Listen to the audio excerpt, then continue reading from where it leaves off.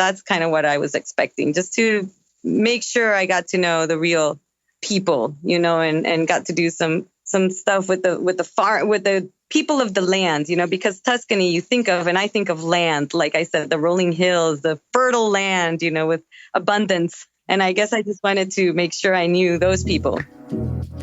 Welcome to Jump Podcast, formerly known as The Budget Minded Traveler. I'm your host, Traveling Jackie, and I'm here to explore travel, adventure, and lifestyle in ways meant to motivate you to move and get out and see the world. Let this show be a source of travel advice and inspiration, but remember that in the end, it's you who takes the leap.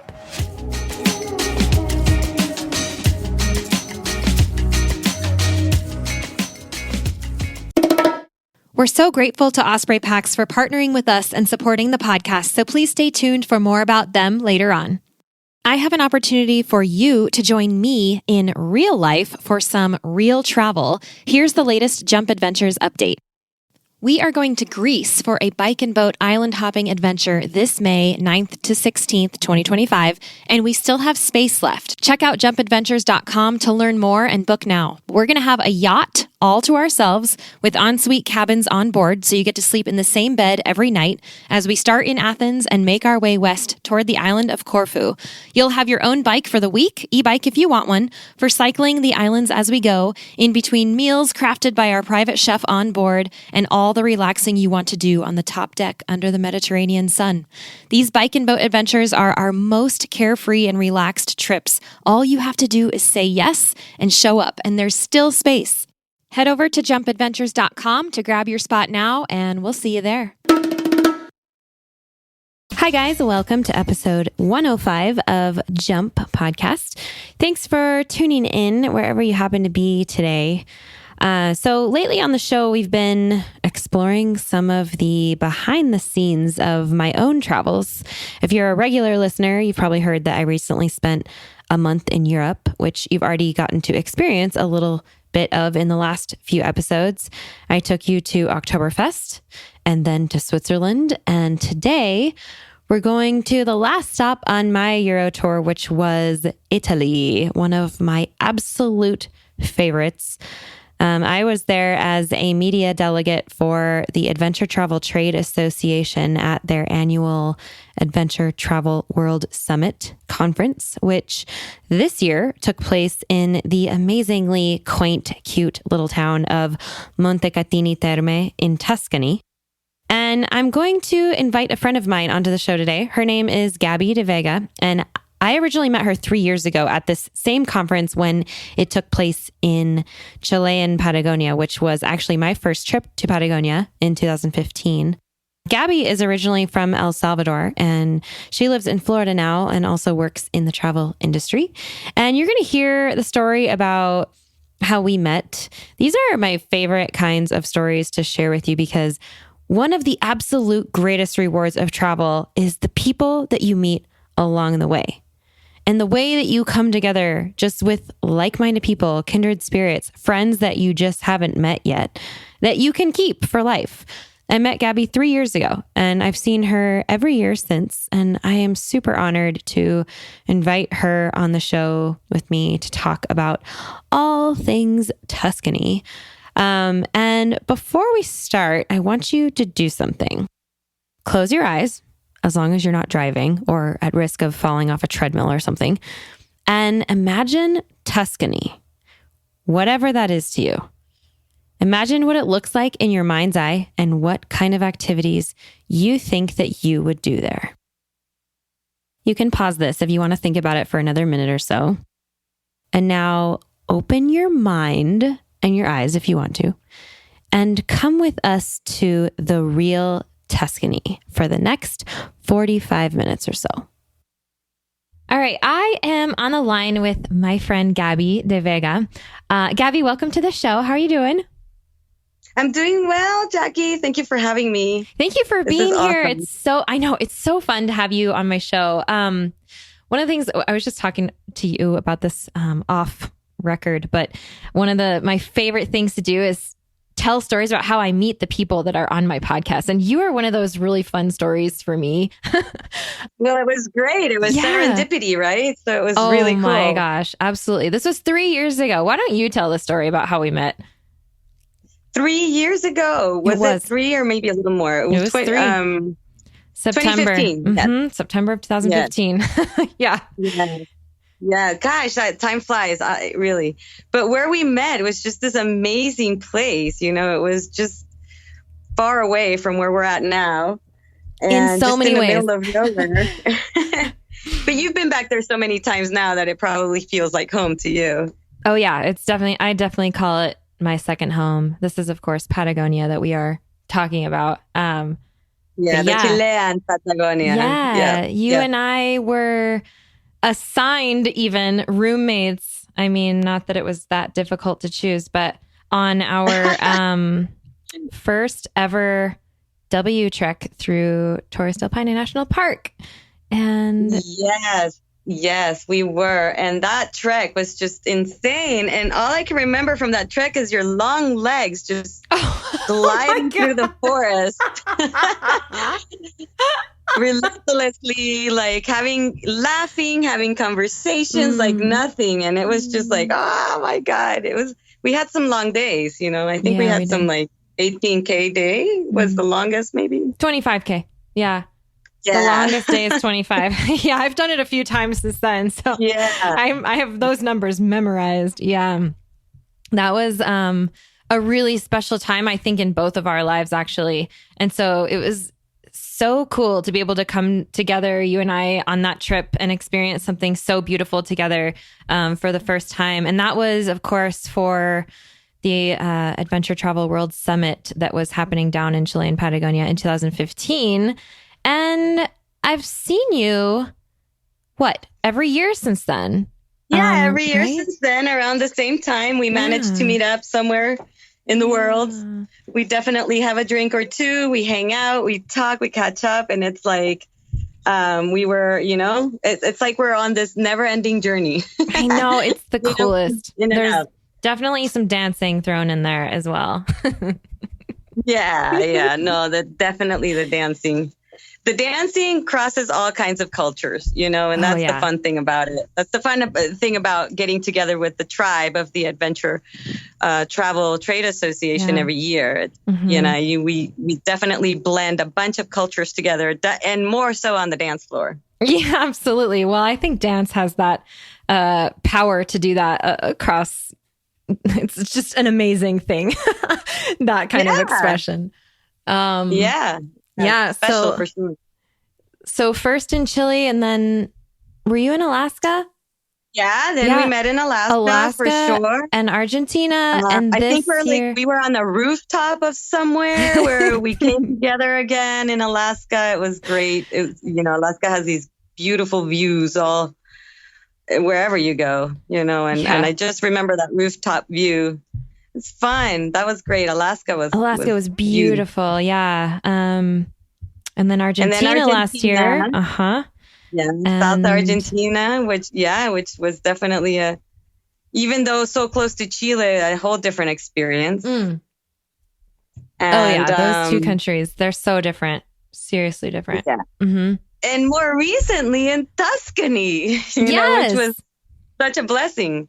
I know that's the reason why I actually invited you on the show today, so we can chat a little bit about our experiences there, because they were so, in my mind, so incredibly different from, anything I've ever experienced in Tuscany before, which I thought was super cool. And I wanted to kind of just share about that. And you and I, so with these conferences that we go to, because this was another Adventure Travel World Summit, we participate in adventures before we get together for the conference. All these people who go to this conference, basically we all spread out all over the country or the region and play and get to experience, we get to experience what we're going to be talking about, for the next few days, or who we're going to meet locally. So we actually get to experience all of this stuff before we go in there to exchange information and contact and business, essentially. Yeah. It's super cool.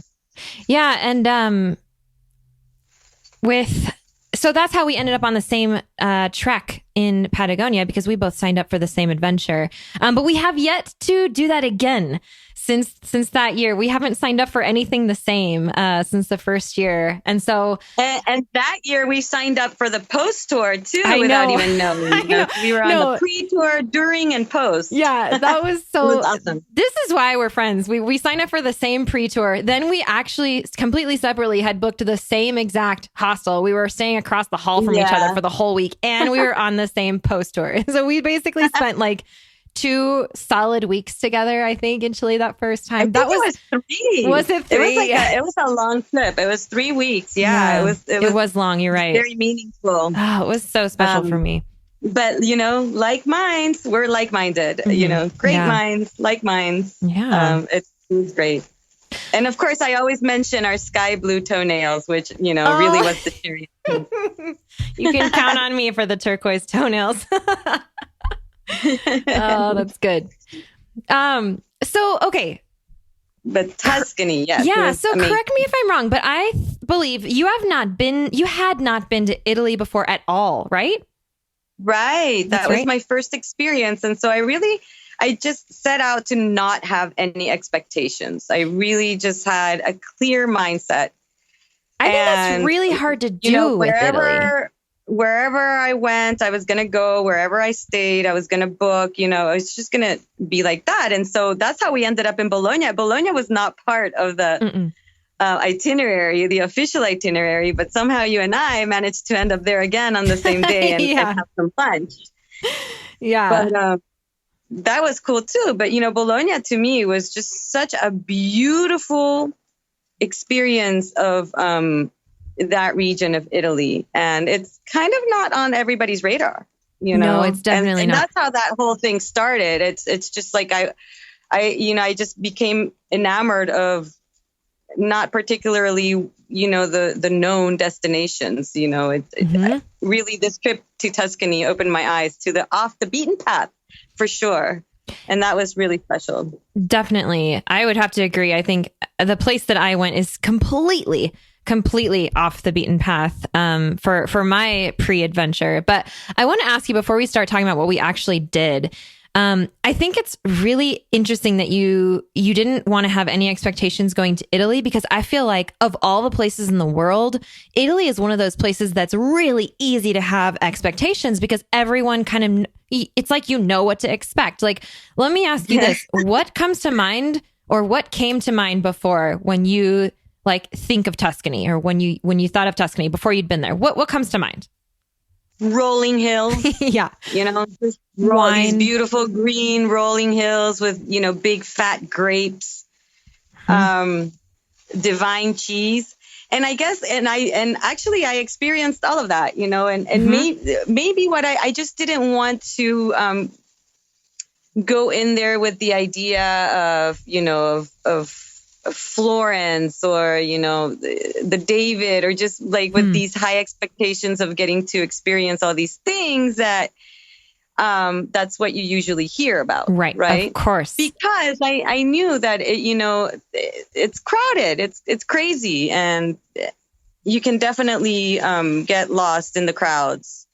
And I just wanted to get to know the real Tuscany. So kind of maybe that's where my expectations, that's kind of what I was expecting, just to make sure I got to know the real people, and got to do some stuff with the people of the land, because Tuscany you think of, and I think of land, like I said, the rolling hills, the fertile land, with abundance. And I guess I just wanted to make sure I knew those people. Yeah, I think that's really, really important. And I love that you said that, because it's like going to Venice is not a real Italian experience.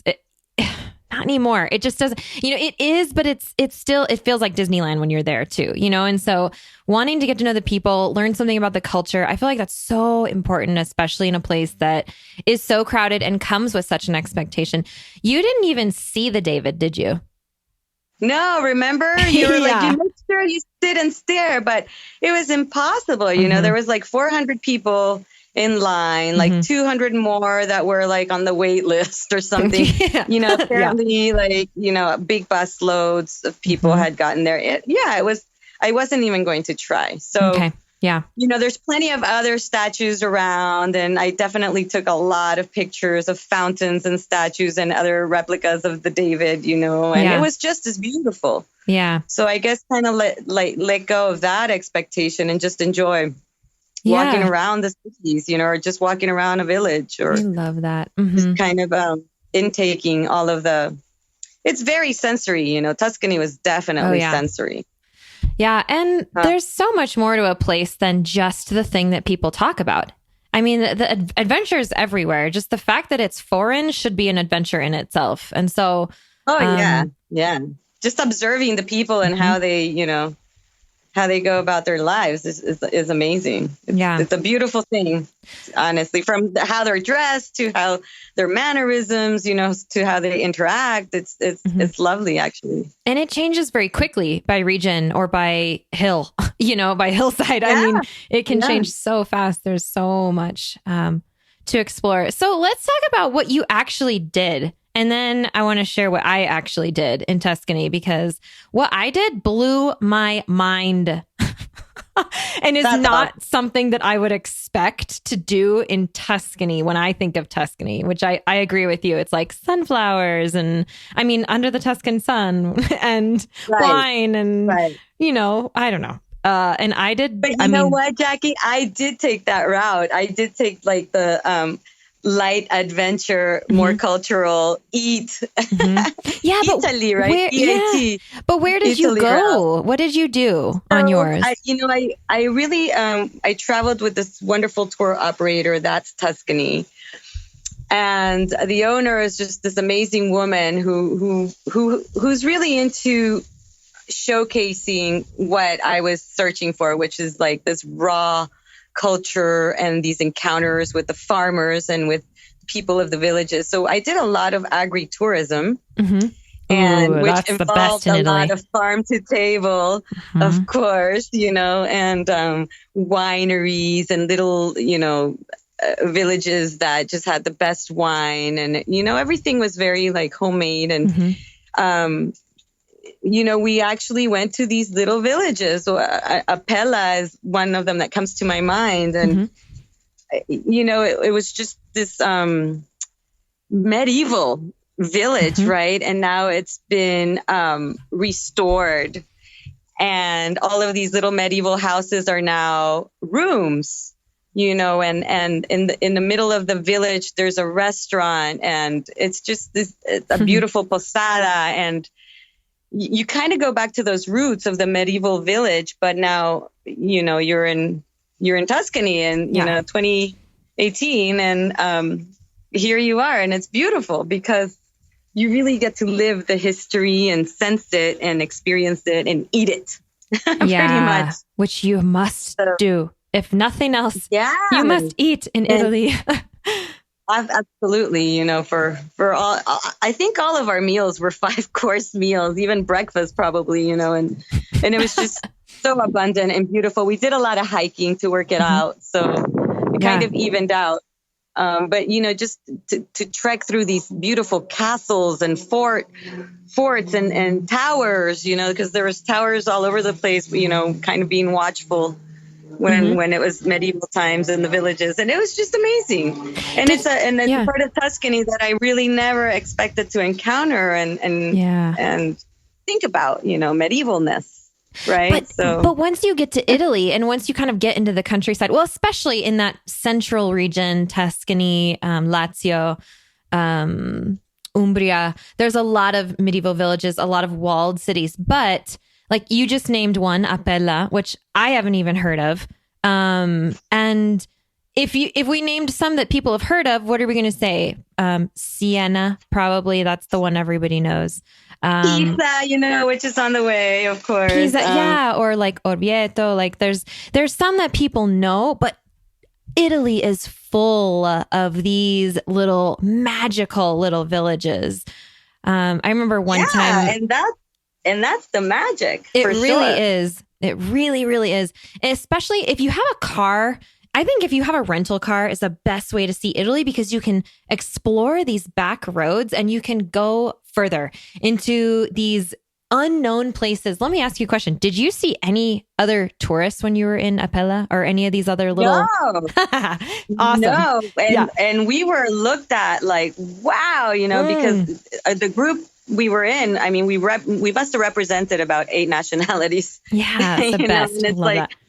8 nationalities together in Apella, that was kind of unheard of. But yeah, it was no, we didn't see many tourists, or maybe a small group of 2 or 4 people here and there, because the restaurant did cater to others, and people were actually driving through. Yeah, people do that. That's a beautiful way to explore, and it's inexpensive. These little cars over there, right? They're pretty great. The tiny Fiats. Yes, they don't consume much gas. They fit anywhere. You can almost just drive them to the sidewalk. Yeah. To explore it like that would be beautiful. Definitely, to get lost in these rolling hills. Absolutely. There was one summer, this is going to go back a ways, 2009, way before I started any of the Budget Minded Traveler or any of this blogging stuff. But back when I was just kind of independent traveling all the time, I did a workaway so we were in Lazio. So Tuscany is the region where, Florence is. And then right underneath that is Umbria. And then right underneath that is Lazio. And Lazio is the one that Rome is in. And we did a workaway in the hills of Lazio, like 40 minutes outside of Rome. But holy goodness, it was a different world. And part of our workaway included an old sorry, I'm dyslexic. A Fiat Panda, an old Fiat Panda. And we had the permission to drive it anywhere within 200 kilometers of where we were. And so when we had like days off, which happened, I think like once a week or something, we would go explore. We'd basically take it like 199 kilometers away, as far away as we possibly could. And we got into some of these tiny, tiny little super remote villages. And Lazio, I mean, the way that I describe Lazio is it's just like Tuscany. Like picture Tuscany. Okay, now just like go south a little bit. Like that whole central region of Italy very much looks the same. It's like rolling hills, cypress trees, like medieval villages. You got coasts on either side. It's not that big. And then mountains in the middle. It's very similar looking, and there is so much to explore. There are so many like lakes in that area. And the agriculture is so rich, and every region you go to, the cuisine changes because it's all so locally regional, which is amazing. Like, don't think for one second that cuisine is going to be the same from north to south of Italy. Like, it's so different. No. It's so fun to explore. Yeah, it's definitely defined by tradition. Which is why we went to a restaurant with 100-year tradition. It was like in its 4th generation. And it's very ingrained in the region. Yeah, that's the beauty of Italy, right? You get like to savor it. Literally. Yes, you do. Yeah, you can. Yep. And you do it slowly because that's how they do it there. Yes, you do. That's with love. Yeah, slowly exactly. And then if you're lucky, you can meet the chefs and like talk to them and get the whole story. That's why the agriturismo is so just magical. It's like it's an experience in itself. Those places. We'll come right back to that. Let's take a moment now to thank our wonderful show sponsors.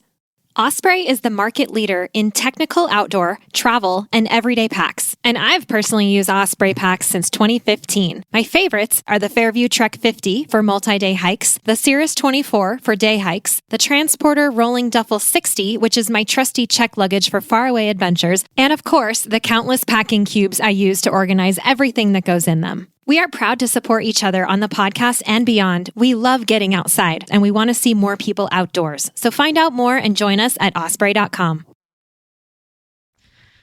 It's because there they really take the time to prepare food.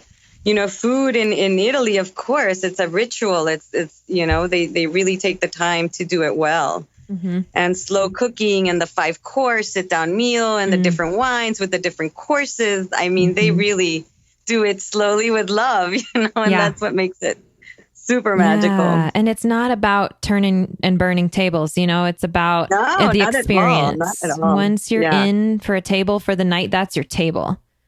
And you're going to be treated. Yeah. Like, it's very cool.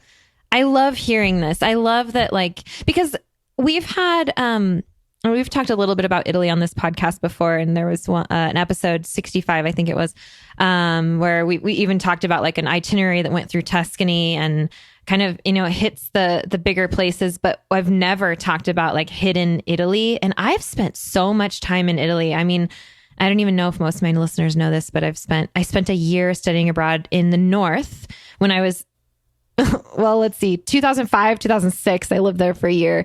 I lived in Rome for several months in 2009. And then I lived in Lecce, which is in the heel of the boot in Puglia, a little bit in 2015. Actually, right after I met you. I do remember that journey, but you say it's a whole different thing, right? Oh, it is. The south and the north. Yeah. Oh, it's so different countries. Different. It as if it is even in the center. I mean, Italy and the people in these lands, these regions are so proud of their regions, that they could be all different countries if you really wanted to break it down.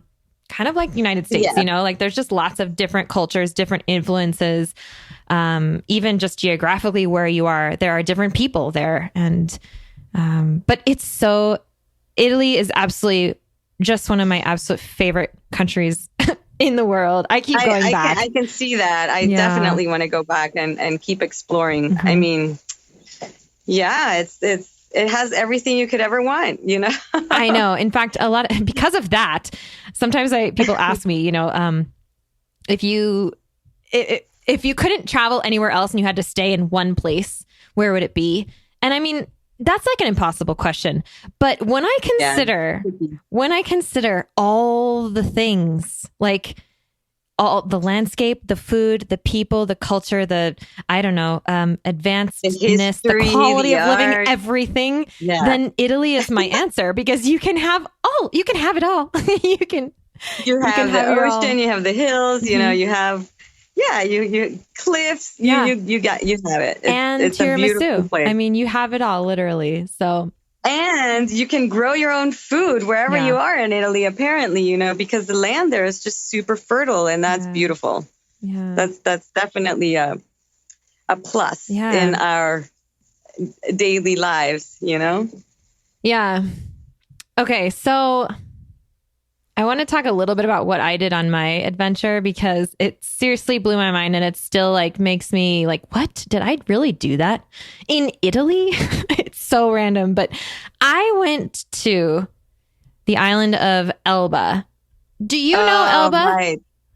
Yes, I heard it's amazing. Okay, so the only... It's right across from Cinque Terre.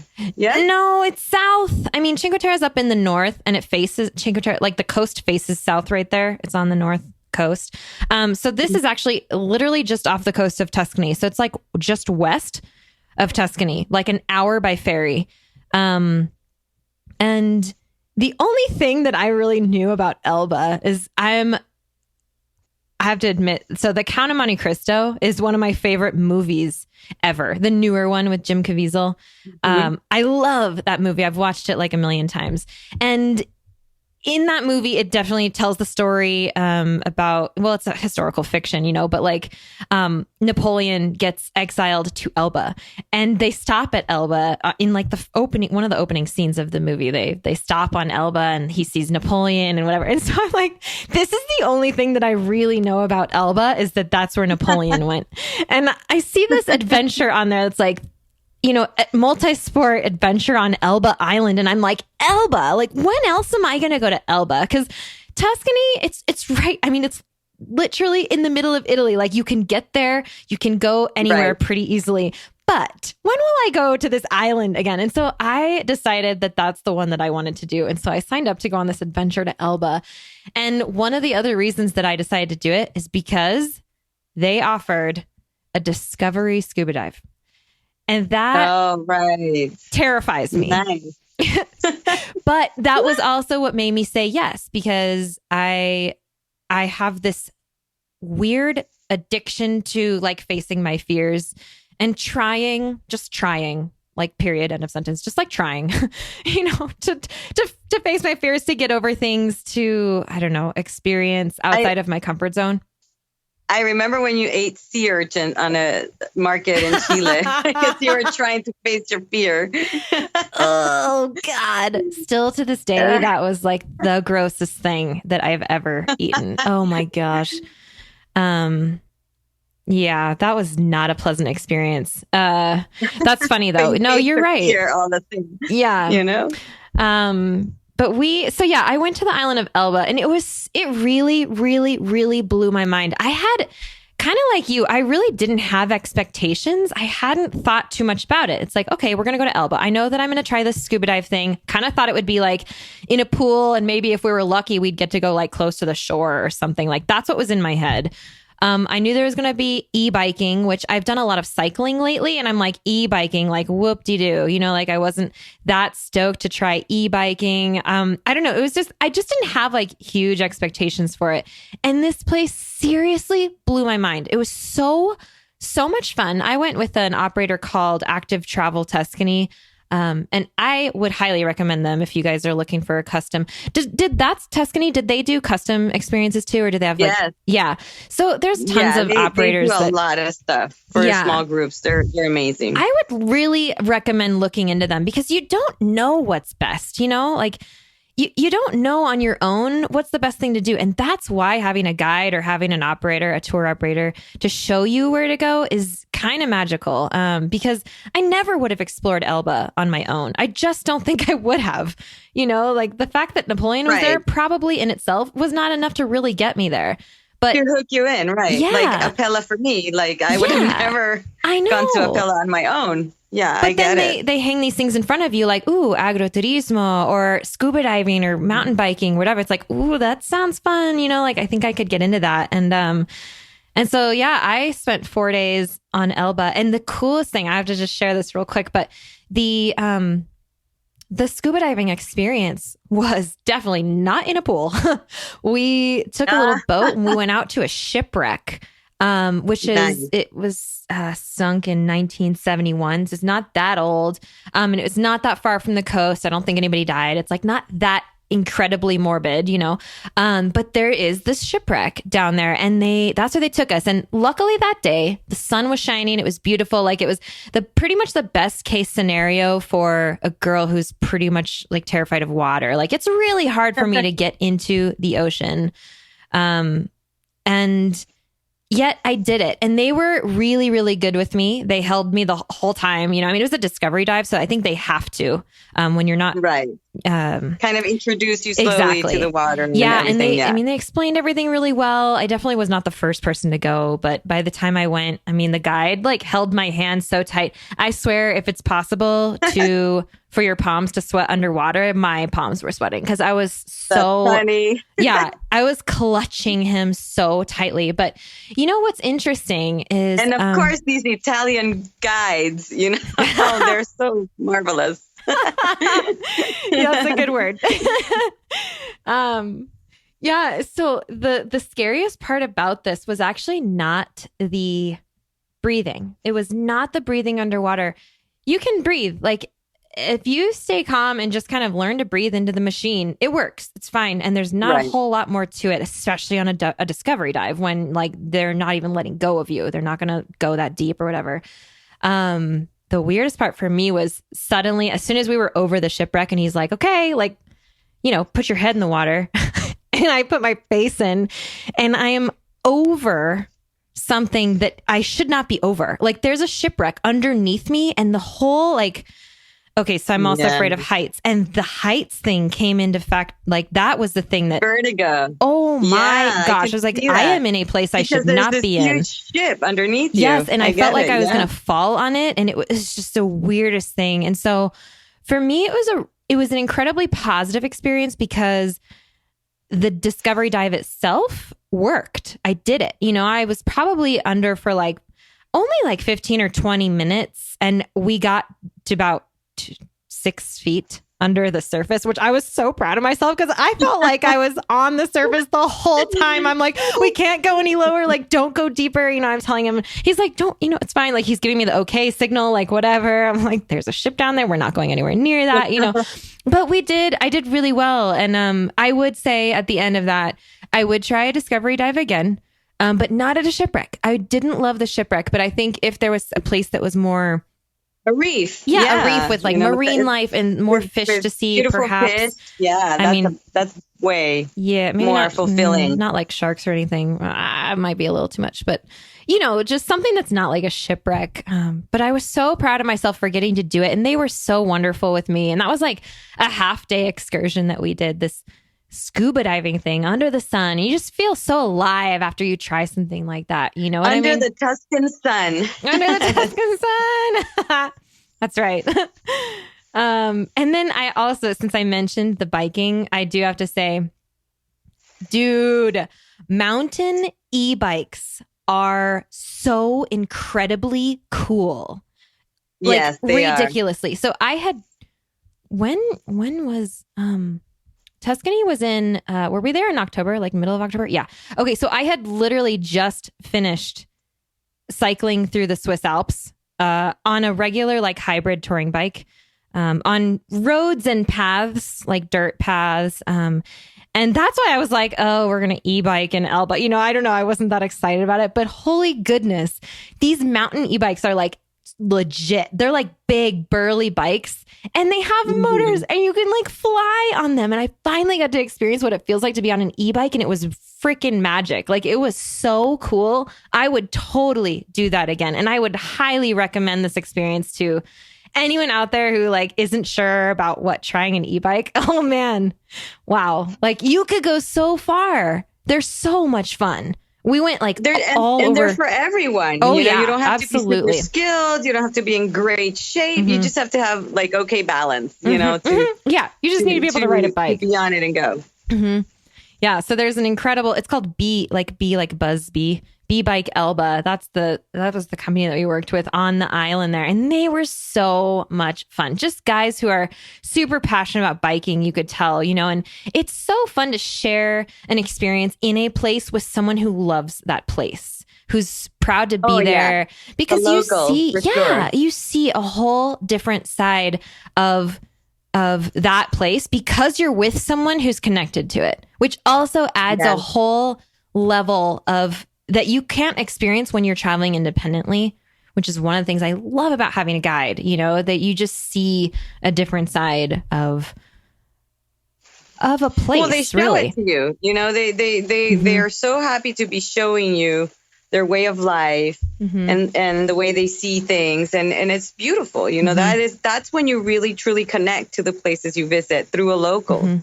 Because that's when you hear their stories and you kind of get into their perspective of the place. Yeah. And it's for sure different than your own perspective, you know, if you're a visitor. And that's really what engraves that connection in your memory, I think.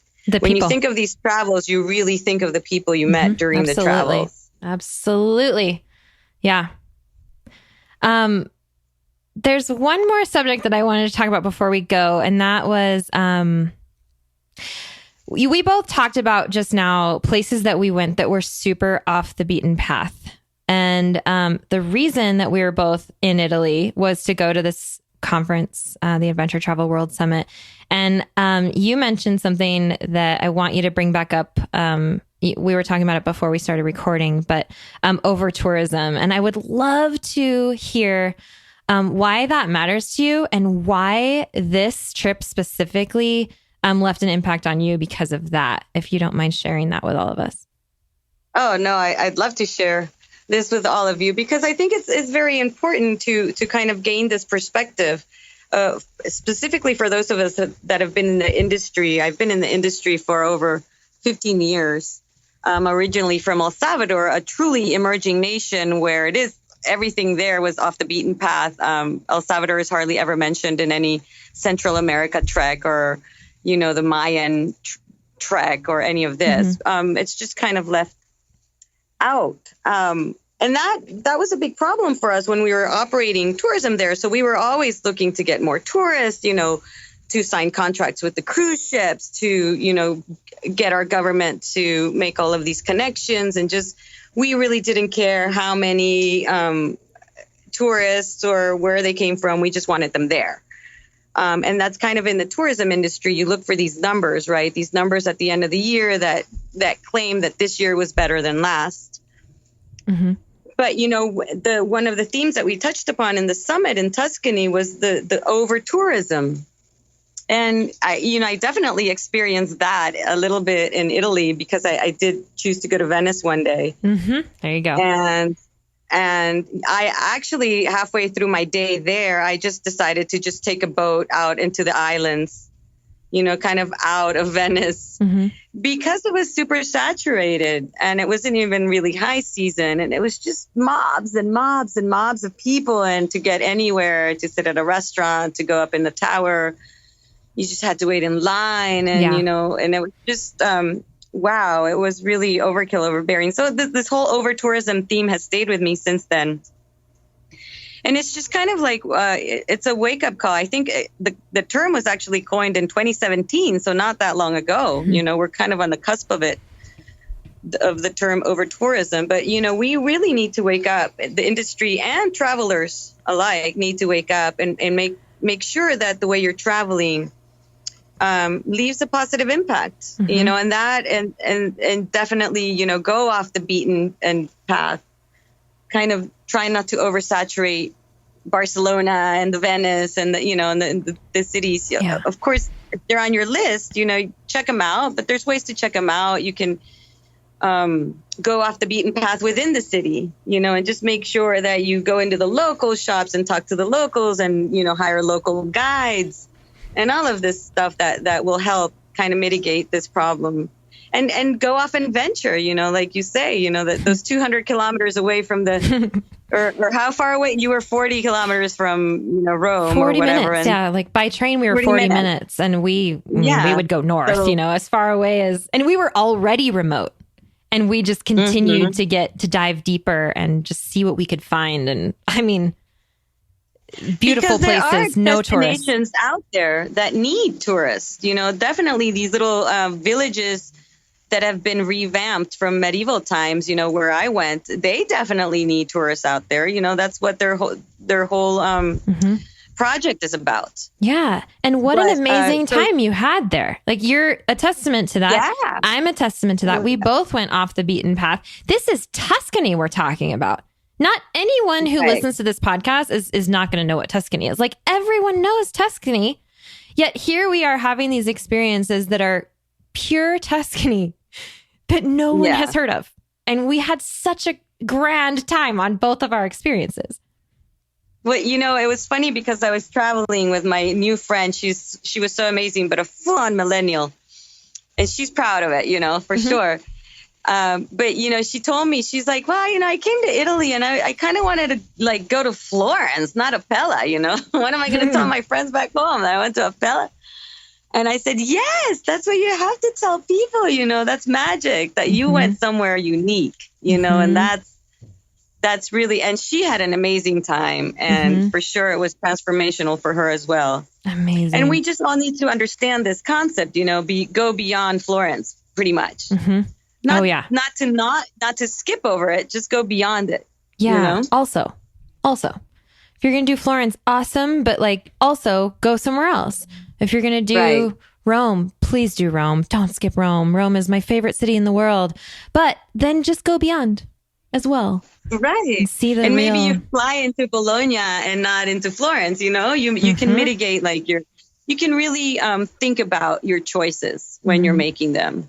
And think about this whole over tourism. You don't want to be around all of these crowds, and the locals don't want to have to deal with all of these crowds, and it really can damage an area and a natural area mm-hmm. as well as an urban area. Absolutely. So it's something to think about. That whole over tourism theme, it definitely makes you think of what choices you can make as a traveler, and also if you're in the industry. Yeah. You can definitely think about your business taking all of that into consideration. And, it's it's so great to really experience unique things in small groups, and to e-bike rather than take the bus, Yeah. that kind of thing. Oh man, amazing. Yeah. Mm-hmm. Definitely. So, yeah. Well, thank you for sharing that, because I completely agree with you. And I think that so much of, when I first started traveling, I used to go to cities and check off, the David and the Galleria and, the Colosseum and all these things. And these things are gorgeous and they're must see. Right. Like there's a reason people make the pilgrimage to go see them, but the coolest stories that I have are not from those places. One comes to mind even right now, and I'll just share it since it came to mind. But there was one time that I was in Rome and I was staying at an Airbnb that the host was present, like it was a brother and a sister, and they had a few rooms that they Airbnb'd out. And I wanted that. I wanted someone there. And they took me one night to a town. It was called something like Verola, or I can't remember, something with a V. It was like an hour, 40 minutes to an hour south of Rome, like into the hills. I had no idea where we were going. It was like dark, but it wasn't scary at all. I'm just like, this is such an adventure. And we go to this teeny tiny little medieval village on top of a hill. And he starts telling me about how there's like legends of giants that used to be here. And like, we're walking through this town and it's just totally deserted at night. Like it was so cool because the streets were the little cobblestone, steep streets were totally empty.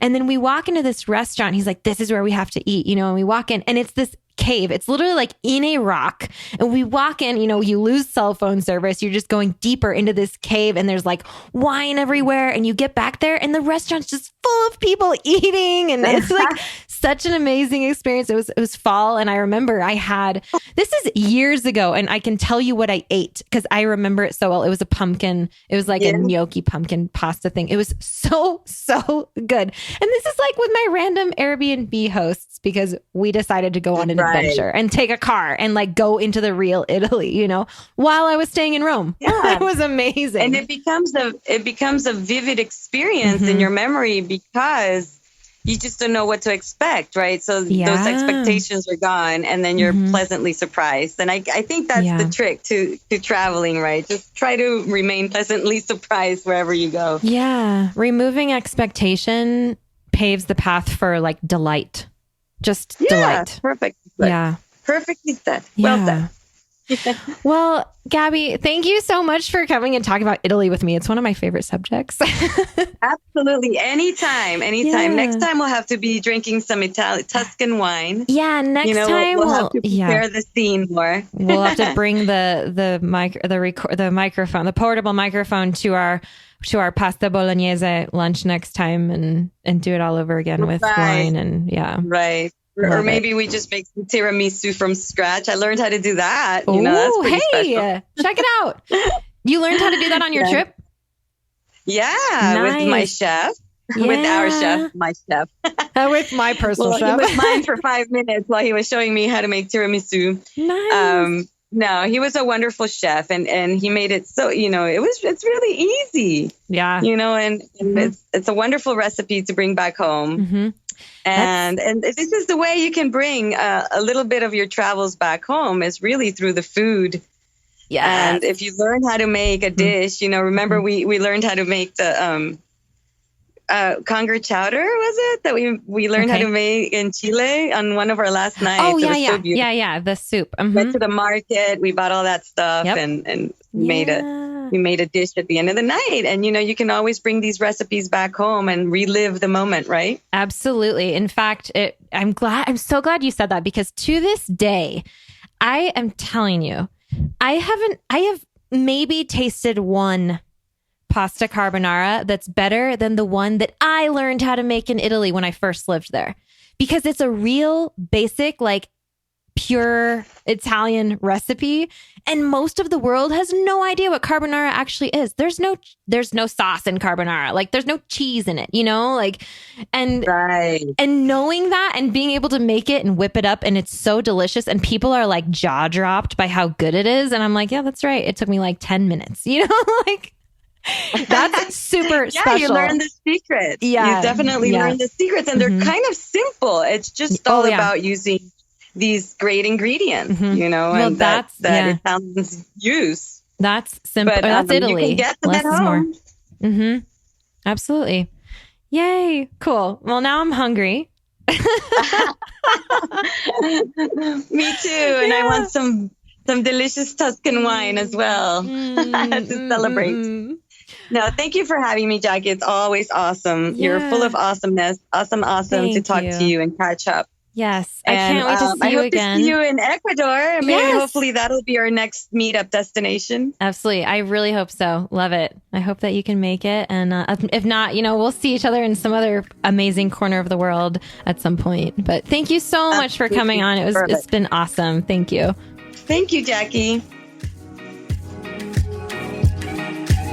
All right. Thanks again to Gabby for taking the time to join me today and talking about beautiful Tuscany. I hope that you guys learned something from that. In fact, I'm curious if what you imagined as Tuscany at the beginning of the show was different from the Tuscany that we described, or if your idea about it has changed at all. And I'm also curious if your mind was opened to considering the effects of over-tourism and the many, many benefits of off the beaten path travel. And I wonder if, and I hope that you will, remember this conversation next time you plan a trip to anywhere. If you are planning a trip to Tuscany or anywhere, really, I do highly recommend that you seek out a local tour operator to help you with that trip. And I'm going to repeat and then share even a few more company names that you can look up for Tuscany if you're heading that way, and for surrounding areas in Italy. I was with Active Travel Tuscany on my trip to Elba. Gabby was with That's Tuscany. Also, you guys have heard about biketours.com. They, of course, offer tours in Tuscany. So does my friend Tulia over at S Cape Travel. It's S-Cape Travel.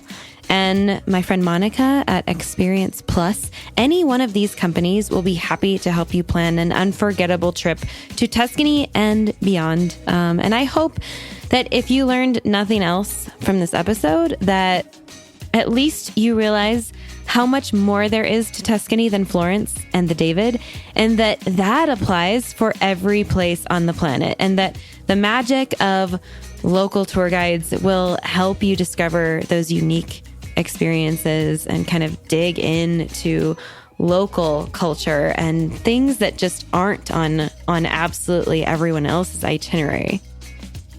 All right. Well, that was a nice Italy daydreaming session. I hope you guys enjoyed it. Thank you again for listening. Cheers to you. Stay safe. And I'll see you guys in the next episode.